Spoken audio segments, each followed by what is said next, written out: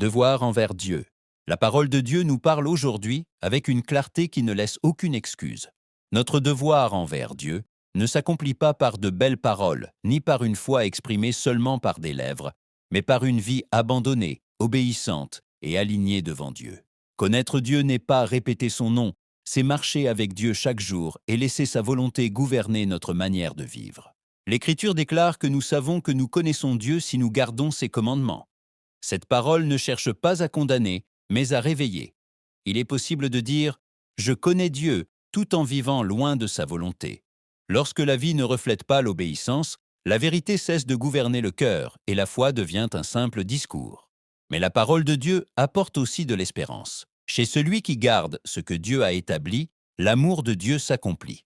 L'obéissance qui plaît à Dieu ne naît ni de la peur ni de la pression religieuse. Elle naît de l'amour. Lorsque nous aimons véritablement Dieu, lui obéir cesse d'être un fardeau et devient une réponse naturelle du cœur. Jésus-Christ l'a clairement exprimé lorsqu'il a dit quel est le plus grand commandement.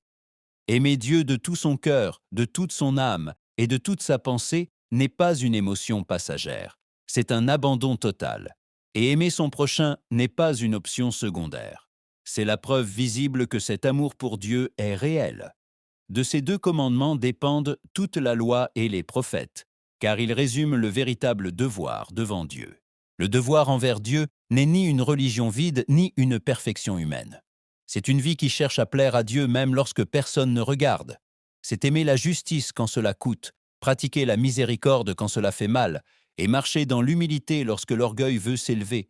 C'est vivre de telle manière que Dieu soit honoré non seulement par des paroles, mais par des décisions, des attitudes et des actions quotidiennes.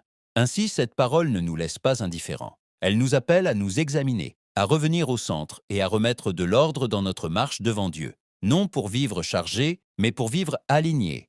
Non pour paraître fidèle, mais pour vivre une foi véritable. Que cette vérité brûle dans nos cœurs. Qu'elle ne reste pas seulement à nos oreilles, mais qu'elle transforme notre manière de vivre.